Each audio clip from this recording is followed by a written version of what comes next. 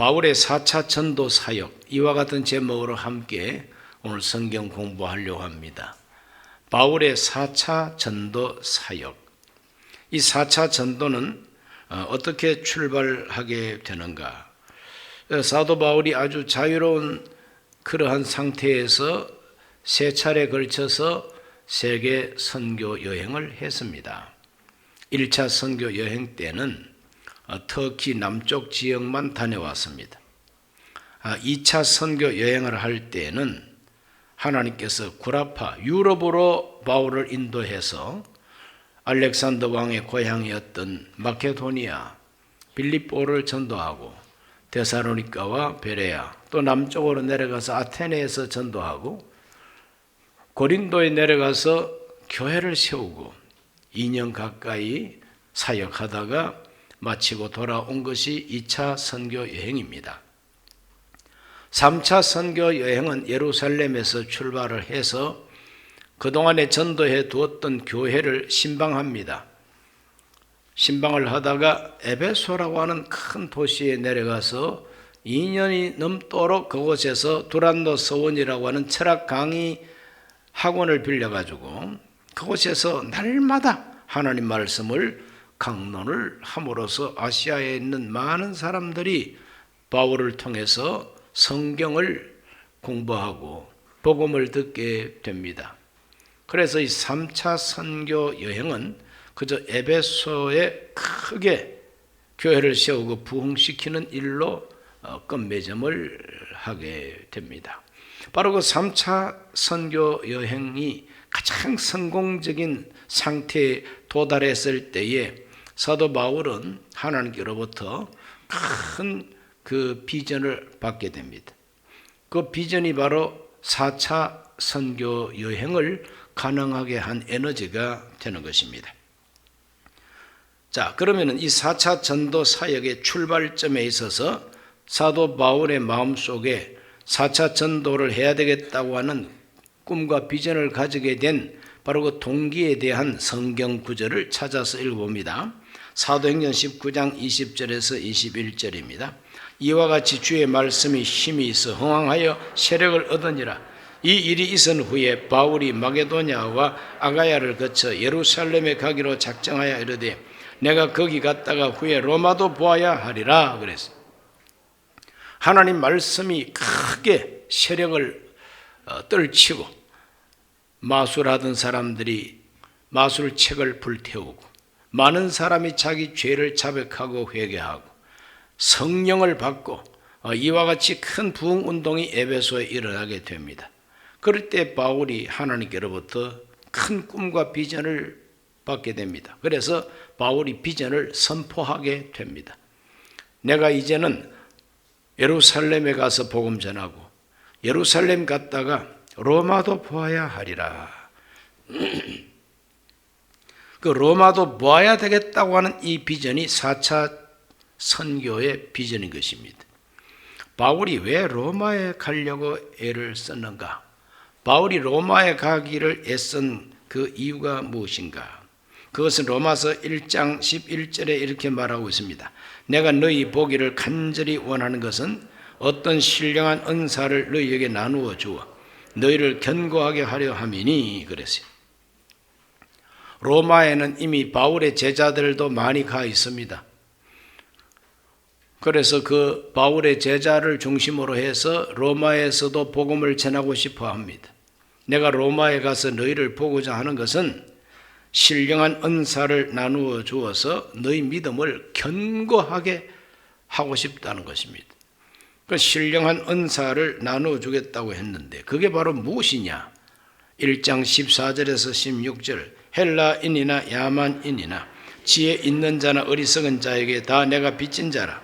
그러므로 나는 할 수 있는 대로 로마에 있는 너희에게도 복음 전하기를 원하노라. 내가 복음을 부끄러워하지 아니하노니 이 복음은 모든 믿는 자에게 구원을 주시는 하나님의 능력이 됨이라. 먼저는 유대인에게요 그리고 헬라인에게로다. 자, 이와 같이 사도 바울은 어떤 신령한 은사를 나누어 주기를 원하는데 이 신령한 은사가 뭐 방언하고 애언하고 하는 이런 은사가 아니라 바로 복음 자체인 것입니다. 모든 믿는 자에게 구원을 주시는 하나님의 능력이 되는 이 복음을 그들에게 전해주기를 원한다는 것입니다. 신령한 은혜 가운데 최고 신령한 은혜가 하나님의 복음이라고 하는 것을 잊지 말게 되시기를 바랍니다. 또 로마에 가고자 했던 바울의 더 큰 꿈과 비전이 있습니다. 그것이 바로 로마서 15장 22절에서 24절에 기록이 되어 있습니다.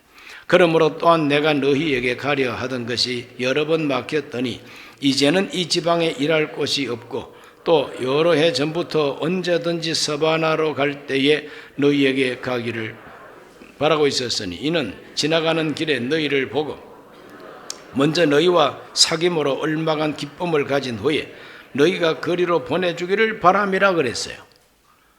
바울이 로마에 가서 복음 전하기를 원하는 것은 로마로 끝내는 것이 아니라 로마에 가서 복음 전하고 기쁨을 나누다가 로마 교회가 후원함으로 서바나, 스페인, 서바나까지 가서 복음을 전하는 것이 바울의 원대한 선교 비전입니다. 그러나 사도 바울은 선교 비전이 왕성합니다.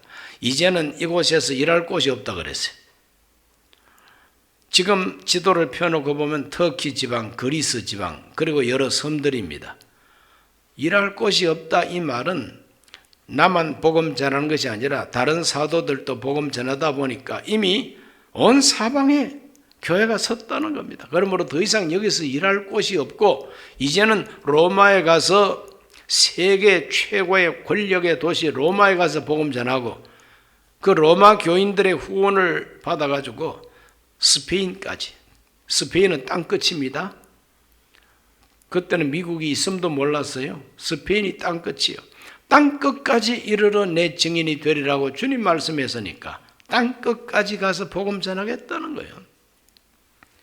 이것이 바로 4차 선교 여행에 있어서 바울이 가졌던 꿈과 비전입니다.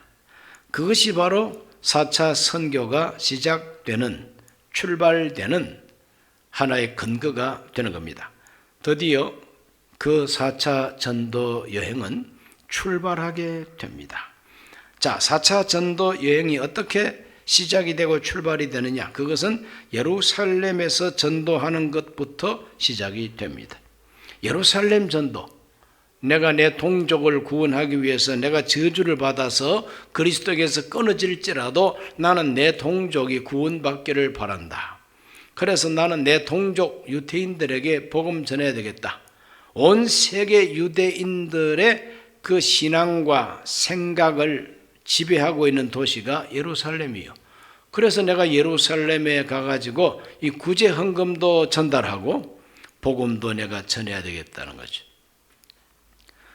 어떻게 복음을 전하느냐? 사도행전 22장 1절로 4절을 다 같이 읽습니다. 부형들아, 내가 지금 여러분 앞에서 변명하는 말을 들으라. 그들이 그가 히브리 말로 말함을 듣고 더욱 조용한지라. 이어 이르되 나는 유대인으로 길리기아 다소에서 났고 이 성에서 자라 가말리엘 문화에서 우리 조상들의 율법에 엄한 교육을 받았고 오늘 너희 모든 사람처럼 하나님께 대하여 열심히 있는 자라. 내가 이 돌을 박해하여 사람을 죽이기까지 하고 남녀를 결박하여 옥에 넘겼노라. 그래서 바울은 예루살렘에서 전도할 때에 뭘 가르치려고 전도하지 않았습니다. 성경을 강론하는 그런 전도하지 않았습니다. 왜 그렇게 안 했느냐? 이미 예루살렘 유대인들은 성경을 잘 알고 있습니다.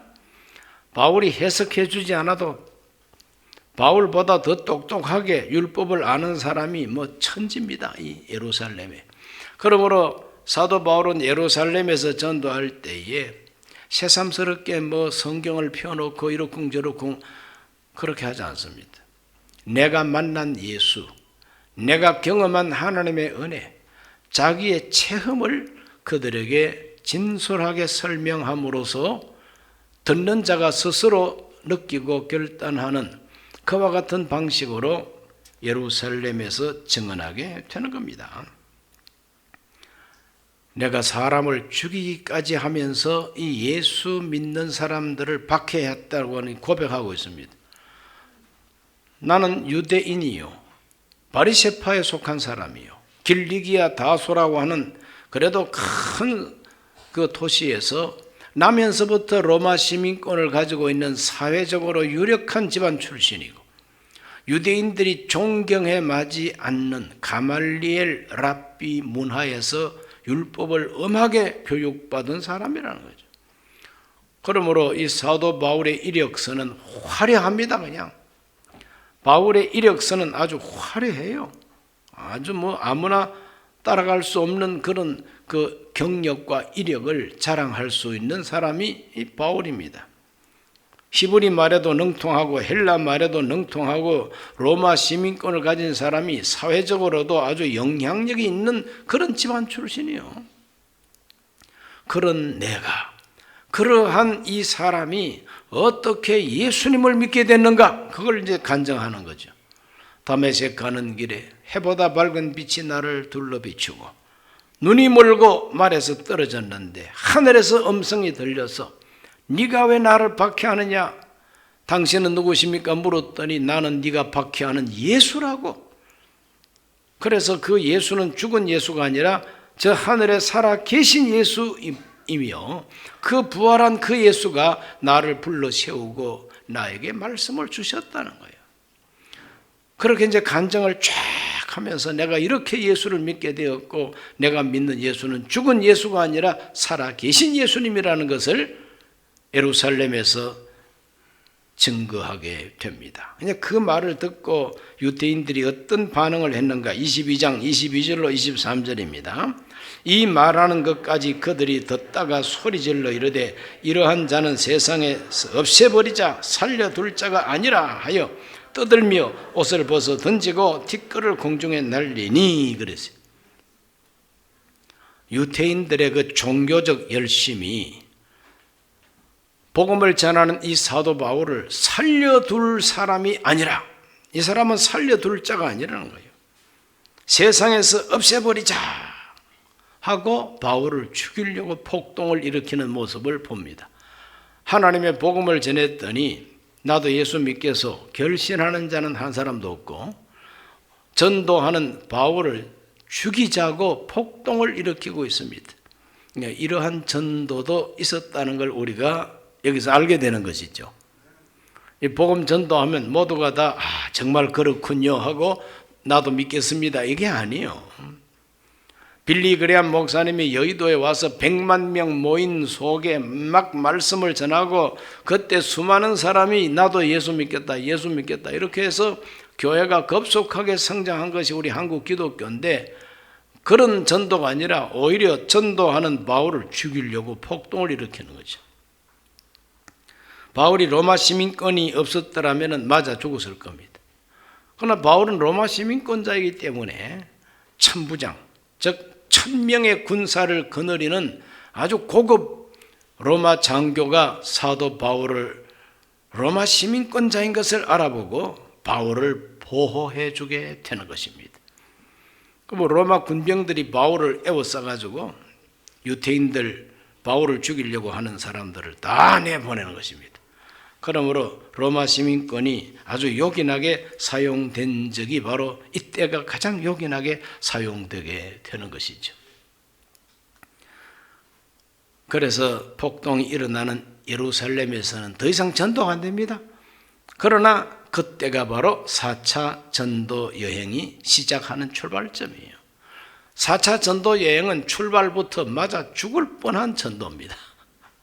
그래도 하나님이 보호하시는 거예요. 하나님이 지키니까 유대인들이 아무리 죽이려고 해도 죽일 수가 없어요. 왜? 하나님이 지켜주시니까. 그래서 하나님이 보호하사 우리나라 만세라고 하는 이 애국가 가사는 아주 성경적입니다. 하나님이 지켜줄 만한 백성이 되어야 됩니다. 그것이 바로 안전제일이죠. 하나님이 지켜주고 싶은 국민이 되면은 누가 우리를 잡아 삼켜 먹고 싶어도 하나님 절대 허락하지 않습니다. 그러나 우리가 하나님 눈밖에 나고 하나님께서 뭐 더 이상 지킬 필요가 없는 족속이라 그러면 우리들은 안 됩니다. 밥이 될 수밖에 없는 거죠. 그러므로 하나님이 지켜주고 싶은 국민이 되도록 전도하고, 먼저 믿는 사람들이 하나님 앞에서 기도 많이 해서 내가 이 의인 10명처럼 이 소수의 크리스찬을 위해서라도 전체 국민을 지켜야 되겠다 하면은 하나님이 보호하사 대한민국 만세가 되는 겁니다. 예루살렘에서 전도를 마치고 이제는 가이사랴 총독부로 가게 됩니다. 가이사랴 총독부에서의 전도가 있습니다. 이 가이사랴라고 하는 이 항구 도시는 헤롯 왕이 건축한 도시입니다. 로마 황제한테 잘 보이려고. 그래서 가이사랴라고 하는 것은 바로 로마 황제 가이사의 도시라 이 말입니다. 가이사의 도시. 그래서 도시 신도시를 잘 건축해가지고 가이사한테 바쳤어요. 그래서 로마 황제는 바로 그 가이사랴를 유다 지역을 총괄하는 총독부로 만든 겁니다. 빌라도 총독이 예루살렘에서 예수님 재판했지만 그건 잠시 들러서 재판한 것이지 예루살렘에 총독부가 있는 게 아니에요. 로마 총독부는 가이사랴에 있습니다. 그래서 이 천부장이 사도 바울을 보호하고, 그래 바울을 도중에서 테러해서 암살하겠다는 유대인들의 계획을 알고 암살자들이 나타나기만 해라, 목을 탱강 날리겠다. 그래가지고 군사들이 에워싸고 바울을 가이사랴로 호송해 줍니다. 이 가이사랴 총독부에 가가지고 거기서 이제 구류 상태, 이 구류 상태라고 하는 것은 완전히 재판 끝나고 형을 사는 감옥이 아닙니다. 재판을 받기 위해서 대기하고 있는 상태가 이 구류 상태예요. 그러므로 바울은 한 2년 동안 그 가이사랴 로마 총독부에서 구류 상태로 있게 됩니다. 내려가자 말자 총독이 벨릭스라는 총독인데 이 총독 벨릭스에게 유대 종교 지도자들이 고발을 하게 됩니다. 그래서 총독 벨릭스 앞에서 이 사도 바울이 신문을 받는 이야기가 나옵니다. 자, 사도행전 24장 1절을 한번 읽어봅니다. 닷새 후에 대제사장 아나니아가 어떤 장로들과 한 변호사 더들로와 함께 내려와서 총독 앞에서 바울을 고발하니라. 유다 종교 지도자들 대제사장과 장로들이 말 잘하는 더들로라고 하는 이 변호사를 앞세우고 와가지고 총독부에서 바울을 고발을 하게 됩니다. 그리고 고발할 때에 바울을 어떻게 평가했는가 하면은 24장 5절을 한번 읽어봅니다. 우리가 보니 이 사람은 전염병 같은 자라 천하에 흩어진 유대인을 다 소유하게 하는 자요 나사렛 이단의 우두머리라. 이것이 바로 대제사장과 장로들이 바울을 평가하는 말입니다. 전염병 같은 자라, 요즘 말로 이거는 코로나 바이러스 같은 인간이라는 거예요. 정말 참 욕하는 말이죠. 미워하는 말입니다. 이 사도 바울은 완전히 전염병 같은 바이러스 같은 인간이라, 한번 감염됐다면 사람이 그냥 이상하게 달라진다는 거죠. 그래서 저 바울을 만나가지고 바울 전도를 받아서 바울의 말을 순종하기 시작하면은 이 사람은 이제 더 이상 유대교인이 아니라는 거예요. 기독교인이라. 안식일도 안 지키고 율법도 안 지키고 그냥 나사렛 이단 괴수 바로 예수를 따라간다는 거예요. 그러므로 바울을 보고 전염병 같은 인간이라고 욕을 하게 됩니다. 나사렛 이단의 우두머리라고 바울을 평가하게 됩니다. 바울이 그런 욕을 먹었지만 그러나 그런 욕을 먹는 그 자체가 바울에게는 영광입니다. 그렇지 않습니까? 바울에게 영광이죠. 마귀가 좋아하고 마귀가 박수치는 목사, 그 제대로 된 목사입니까? 마귀가 아주 칭찬에 맞지 않는 목사가 있다면 그게 예수님의 목사요, 마귀의 목사요? 잘 모르겠습니까? 예? 김일성이가 아주 좋아하는 목사, 그 제대로 된 목사예요? 벨게이 목사지. 공산주의 목사지. 그러므로 전염병 같은 인간이라, 이단의 우두머리라, 이렇게 평가를 받는 것이 하나님께는 영광이에요. 그렇다고 느껴집니까? 도무지 무슨 소리를 하는지 이해가 안 가십니까? 성경 공부를 더 하셔야 돼요. 우리 모두는 이 세상 마귀로부터는 욕을 먹어도 괜찮습니다. 이단 괴수라는 소리를 들어도 괜찮습니다. 전염병 바이러스 같은 인간이라고 욕을 먹어도 괜찮습니다. 세상의 코로나 바이러스 19, 이 바이러스는 사람 죽이지만 예수 바이러스는 사람을 살리고 영생 얻게 합니다. 하나님 자녀가 되게 합니다. 하나님의 복을 받게 합니다.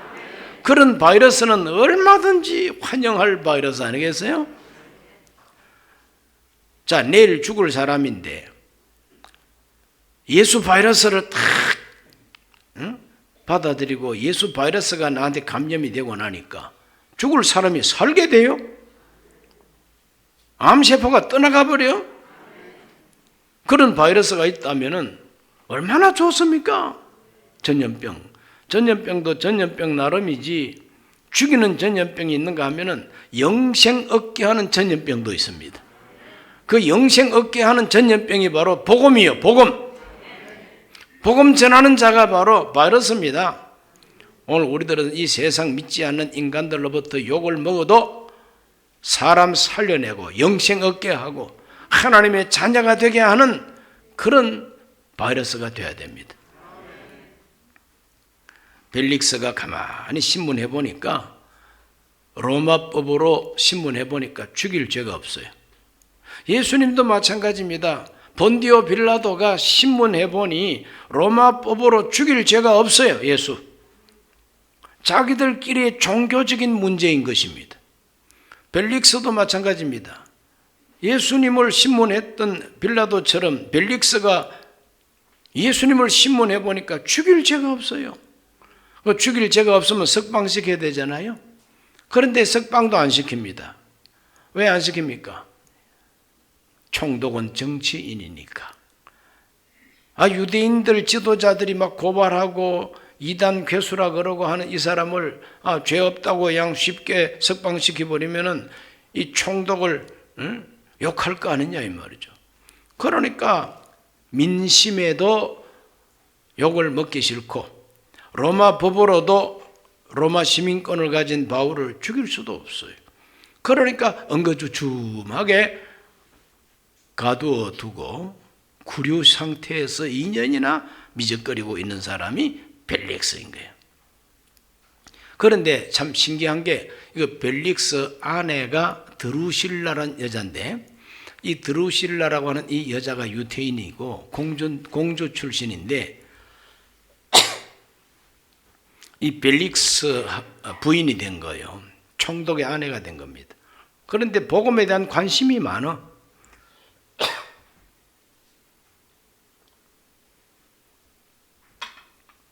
그래서 바울을 자주 만나가지고 예수 믿는 도에 대해서 이 부부가 와가지고 들었다 그랬어요. 그래서 벨릭스는 정말 참 조금만 더 마음을 오픈했으면 크리스찬이 될 뻔했어요.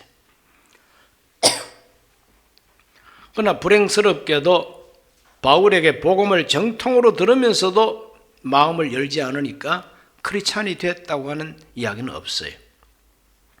그러나 로마법으로 죄 없는 것은 분명히 인정합니다. 그래서 백부장한테, 바울을 지키는 백부장한테 명령을 어떻게 내리느냐, 24장 23절 다 같이 한번 읽어볼까요?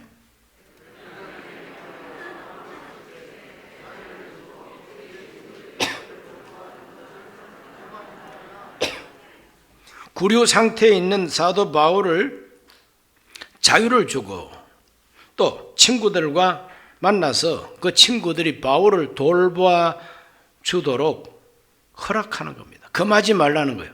그러므로 아주 웰빙 구류 생활을 한 사람이 바울입니다. 2년 동안 아주 웰빙 구류 상태에 있었어요.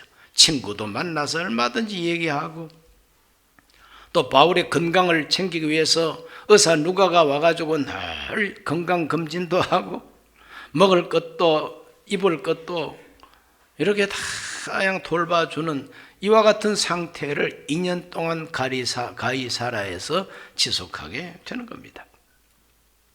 벨릭스라고 하는 사람은 복음에 관심이 많았으나 그렇지 않은 되지를 못했고, 정치인이다 보니까 바울을 완전 석방도 안 시키고, 그래 바울을 가두어 놓기만 한 겁니다. 자유를 주면서. 그러나 한 2년 있다가 총독이 바뀌게 됩니다. 자, 24장 27절을 한번 읽어볼까요?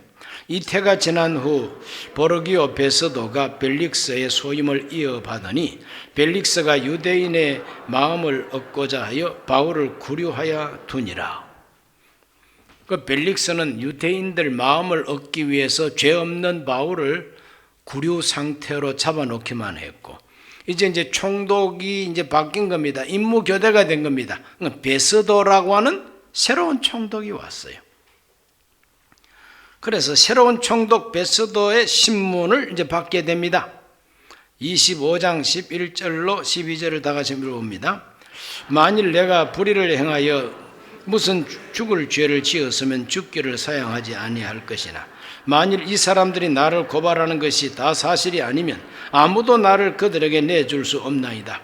내가 가이사께 상소하노라 한데 베스도가 배석자들과 상의하고 이르되 네가 가이사에게 상소하였으니 가이사에게 갈 것이라 하니라.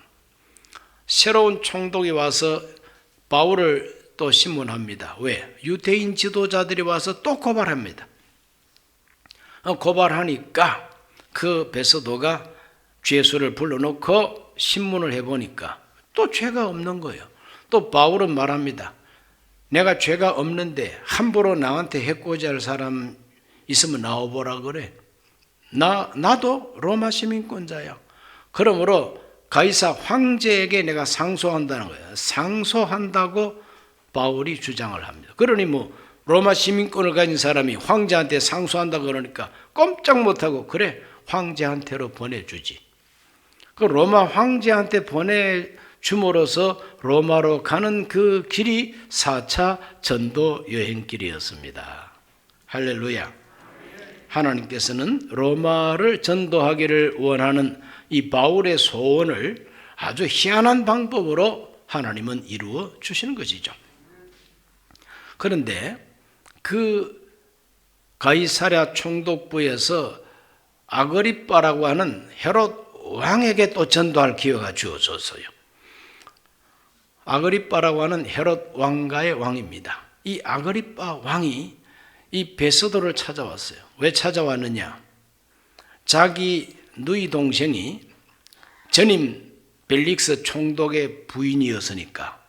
그래서 자기 여동생 만나러 총독부에 왔다가 마침 이렇게 총독이 이제 바뀌게 됨으로써 베스도 총독의 취임도 축하할 겸 그렇게 왔는데, 이 베스도 총독이 바울을 신문하다가 로마의 황제한테 상소한다 그러니까 상소 이유를 적어서 보내야 되지 않겠어요?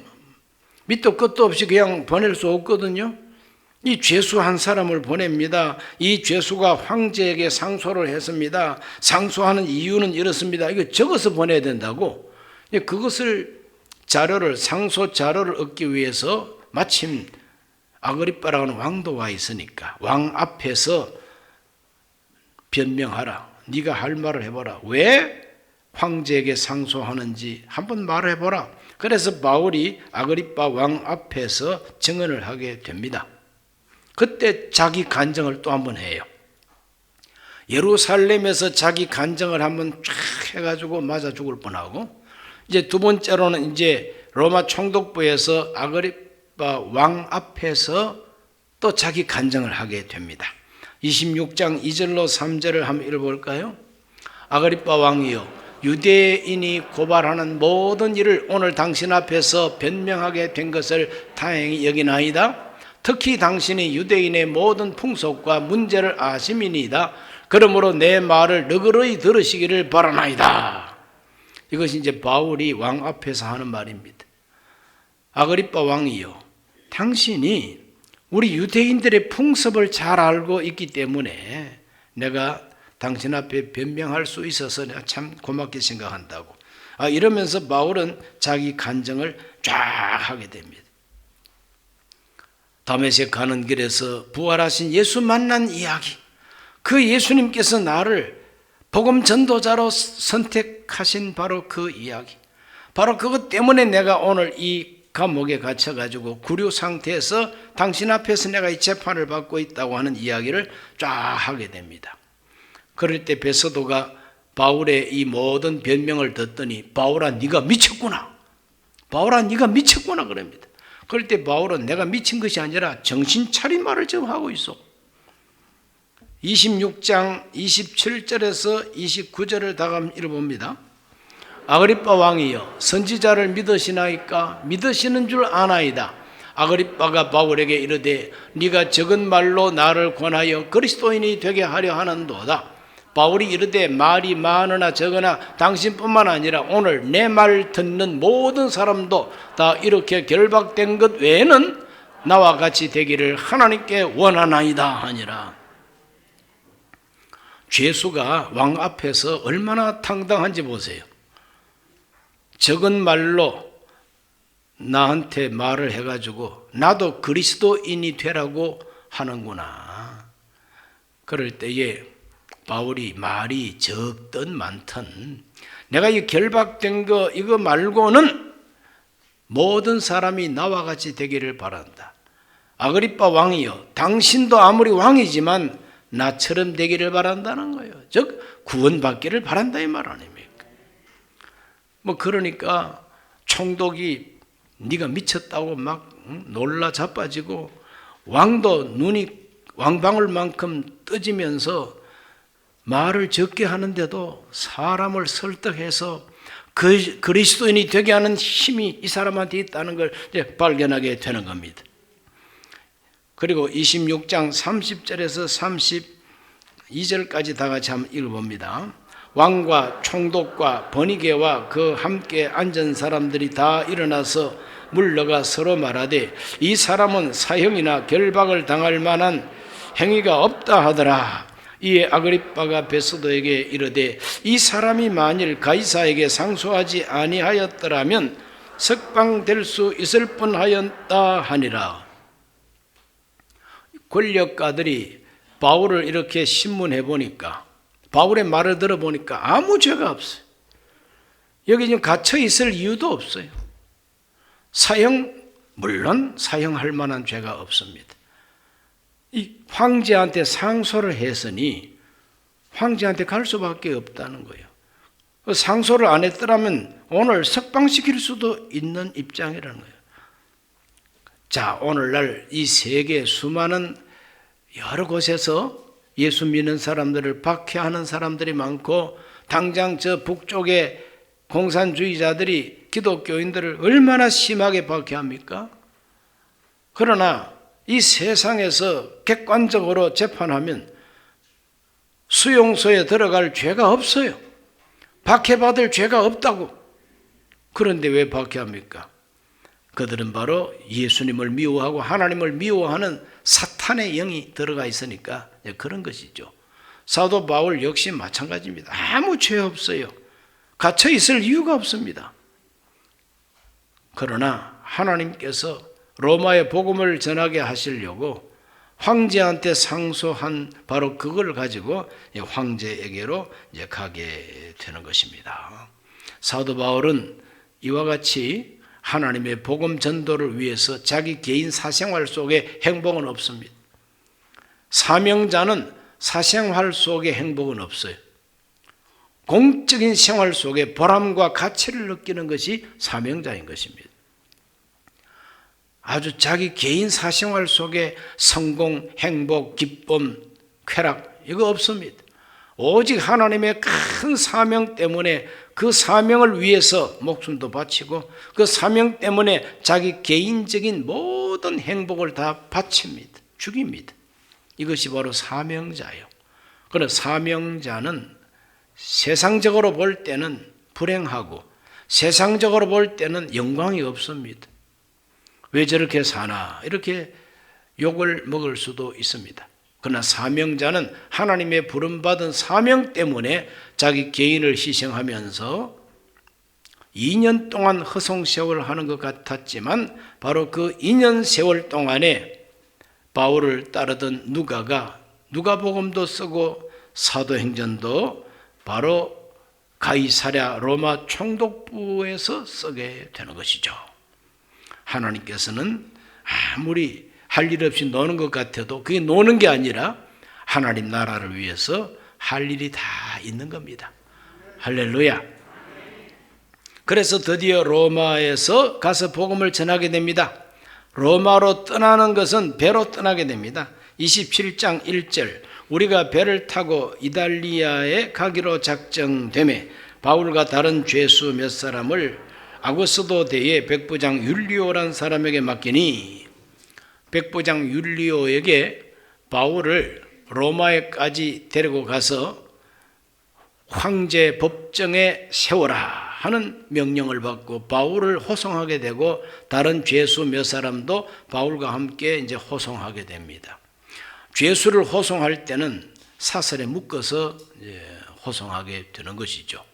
그러나 이 죄수들이 흉악범이 아니기 때문에 아마 사슬로 묶지는 않고 로마 군병들이 바울과 그 몇 사람의 죄수를 지키면서 배 타고 로마로 가게 됩니다.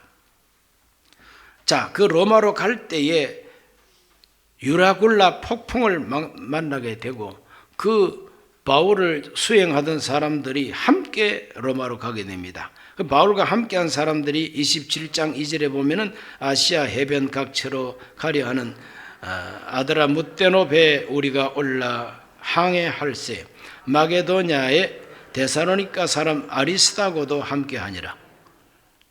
데살로니가 사람 아리스다고가 바울과 함께했다 그랬어요. 그럼 그 사람만 함께한 것이 아니라 여러 사람이 함께 로마로 가게 됩니다. 이 바울이 로마로 갈 때는 여러 사람이 같이 갑니다. 왜? 가이사랴 바로 그곳에서 바울을 돕고 바울을 수행하던 사람들이 많지 않아요? 제자들이. 그 사람들이 다 같이 죄수가 아닌 사람으로서 바울과 함께 로마로 배 타고 가게 됩니다. 그래서 우리라는 말이 많이 나와요. 우리라는 말이. 그들이 배를 타고 가다가 풍랑 속에서 하나님의 음성을 듣게 됩니다. 유라굴로 풍랑 속에서 하나님의 음성을 듣습니다. 얼마나 파도가 심했던지 여러분 영상 보니까 저런 배 타고 싶습니까? 저런 배 타고 일본, 저런 배 타고 홍콩 가고 싶어요. 무시무시한 폭풍입니다. 그래서 무려 2주간 동안 14일 동안 지중해 바다에서 이리저리 밀리면서 그 배를 타고 있던 사람들이 살 희망이 다 없어져 버리고 무역하고 보따리 장사하던 사람들 보따리 바다에다가 다 내버렸어요. 환란이 닥쳐오고 풍랑이 닥쳐오니까 보따리고 나발이고 없습니다. 다 버려야만 내 몸뚱아리 하나 살 수가 있으니까. 모두가 다 절망에 빠지고 정말 참 공포에 질려 있습니다. 그러나 기도하는 사람 바울에게는 하나님의 음성이 들려오게 되죠. 27장 23절에서 25절입니다. 내가 속한 바 곧 내가 섬기는 하나님의 사자가 어젯밤에 내 곁에 서서 말하되 바울아 두려워하지 말라. 네가 가이사 앞에 서야 하겠고 또 하나님께서 너와 함께 항해하는 자를 다 너에게 주셨다 하였으니 그러므로 여러분이여 안심하라. 나는 내게 말씀하신 그대로 되리라고 하나님을 믿노라. 유라굴로 풍랑 속에서 모두가 다 공포에 질려 있을 때 오직 한 사람 사도 바울은 하나님의 음성을 듣고 우리가 죽지 않는다. 우리가 배는 깨지더라도 우리 목숨은 다 하나님이 살려준다고 약속했다. 안심하라. 그리고 먹을 것이 있으면 다 먹어라. 먹고 힘을 얻어야 헤엄쳐서 나갈 수 있지 않겠느냐. 그래서 그들 모두가 다 바울의 말을 듣고 성찬식 하듯이 가지고 있는 빵, 떡, 뭐든지 컵 라면까지라도 확 끓여서 먹게 됩니다. 또 이 말 하니까 어떤 분은 목사님 그때도 컵라면 있었어요? 말귀를 알아들을 줄 알아야지. 있었다면 안 먹어요? 있었으면 먹지. 물 안 끓여도 날 끓어도 고소한데 먹을 것을 찾아가지고 모든 뱃사공들과 거기 배 타고 있던 사람들이 다 바울의 말을 듣고 이제는 백부장 말도 안 듣습니다. 백부장 저것도 좀 죽을까 살까 하고 그냥 시퍼렇게 얼굴이 질려 있고 다 그런데 로마 군병 힘쓰면 뭐합니까? 풍랑 속에서는 힘이 없어요. 그런데 오직 연약하게 보이지만 한 사람이 얼마나 힘이 센지, 육체의 힘이 센 것이 아니라 정신력이 세고 영적인 힘이 셉니다. 하나님께서 내게 말씀했노라. 나는 하나님을 믿노라. 안심하라. 바울이 금방 지도자가 되어버린 것이죠. 바울과 함께 배 타고 가던 사람들은 몽땅 바울을 순종하게 되는 거예요. 마침내 하나님이 그들을 풍랑 속에서 살려주셨어요. 멜리데라고 하는 섬에 상륙하게 해주신 겁니다. 배는 깨져버렸지만 멜리데 섬에 올라가서 추운 겨울이니까 불을 피워놓고 불을 쬐고 있는데 그 나무단 속에 숨어있던 독사 한 마리가 바울을 꽉 물고 늘어집니다. 그냥 사람들이 보고 저 사람 큰 소리 탕탕 치더니 그게 아니구나, 흉악한 사람인가 보다, 독사가 물고 늘어진 걸 봐라, 이제 죽겠다. 그런데 바울이 불 속에다가 독사를 그냥 집어 던져버립니다. 뱀고기 좋아하는 사람은 뱀구이 먹었겠죠. 제가 군대 생활할 때 같은 우리 형제가 있었는데 그 형제가 뱀고기를 좋아해가지고 한번 이제 부대 방문을 갔더니 뭘 구워서 먹고 있는데 생선처럼 구워 꽁치처럼 먹고 있어요. 꽁치입니까 했더니 아니요, 독사입니다. 독사 배 갈라가지고 긁어내고 그걸 갖다가 꽁치 굽듯이 그냥 석쇠에 얹어가 푹 구워가지고 먹더라고. 그래 바울이 독사를 갖다가 불 속에 던졌으니 뱀고기 좋아하는 사람은 이게 웬 뱀이냐 하고 먹겠지. 사람들은 바울이 죽을 줄 알고 쳐다보는데 죽기는커녕 아무런 해를 받지 않고 살아있으니 이 사람이야말로 사람이 아니라 신이다, 신. 바울은 그 독사 때문에 오히려 더 영광을 받게 됩니다. 그 멜리데 섬의 최고 지도자 보볼리오라는 사람이 있는데 그 사람 아버지가 열병이 들고 이질이 걸려가 설사망하고 앉아있어요. 바울이 가서 딱 안수하면서 기도했더니 그 설사병이 깨끗이 나와버렸어요. 그러니 최고 지도자 이 보볼리오가 백부장이고 군병이고 그런 사람은 눈에 들어오지도 안 하고 바울 앞에서 무릎을 꿇고 당신이야말로 하나님이 신이 보낸 분이다 이래가지고 극진한 대우를 하게 돼요.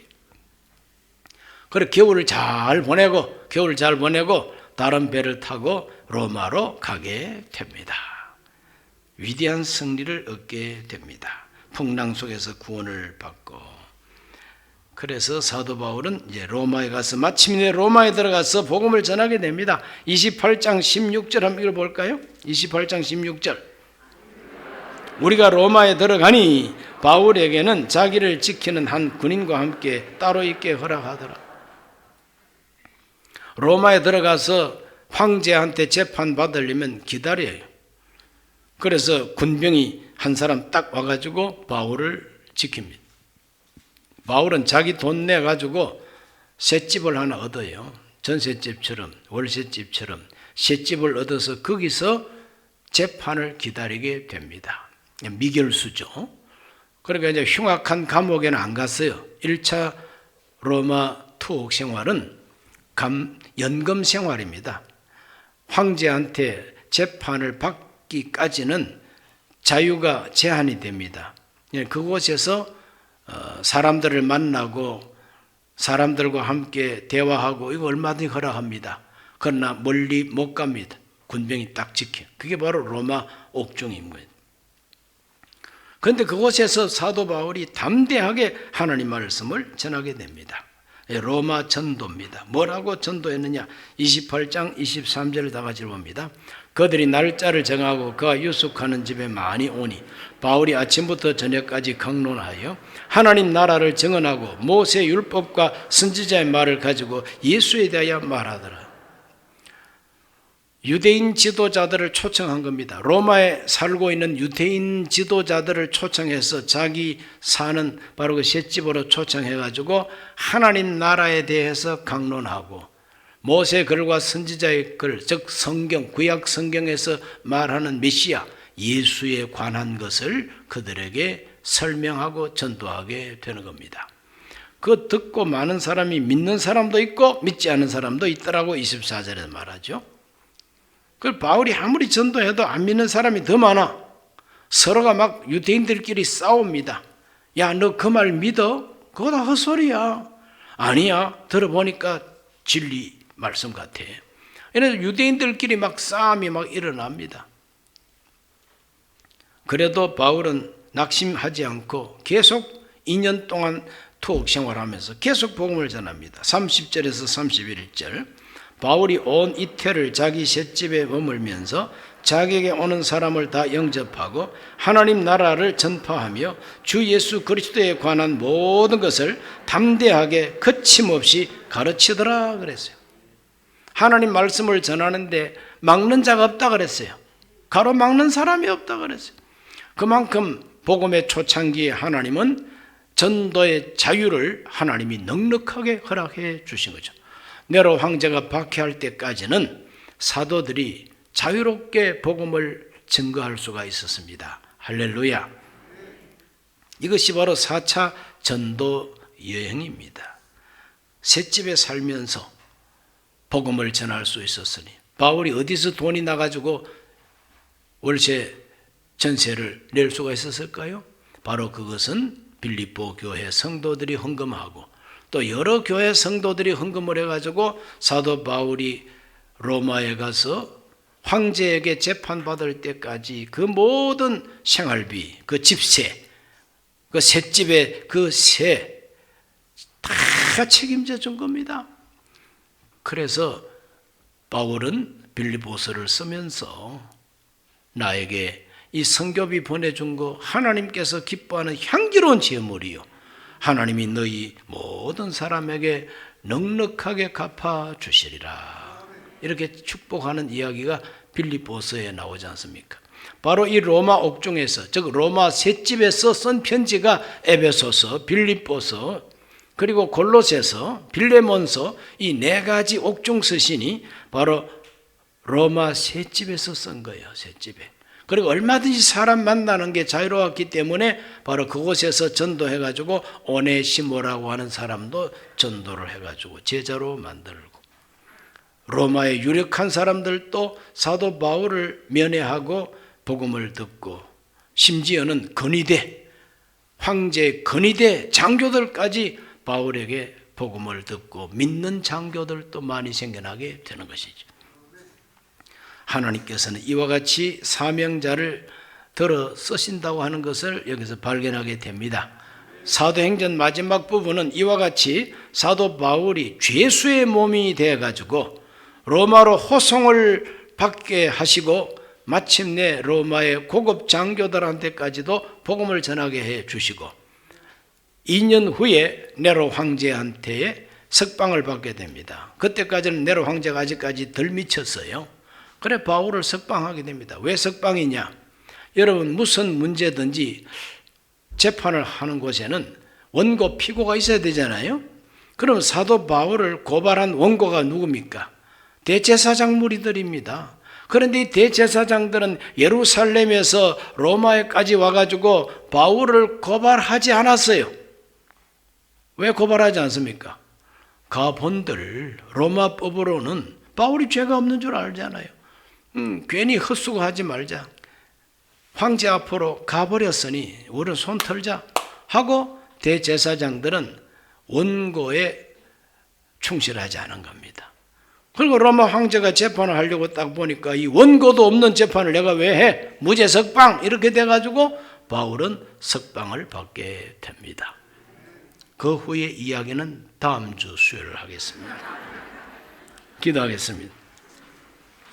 살아계신 아버지 하나님, 오늘 우리 사도 바울의 4차 전도 사역에 대해서 공부했습니다. 하나님 앞에 큰 꿈과 비전을 가졌을 때 하나님은 사도 바울의 그 꿈과 비전을 무시하지 아니하시고 그것을 다 성취해 주셨습니다. 오늘 우리 모두가 하나님 앞에서 올바른 꿈과 비전을 가지게 하여 주옵시고 하나님께서 성취하여 주시는 은혜를 경험하게 해 주옵소서. 예수님 이름으로 기도하옵나이다. 아멘.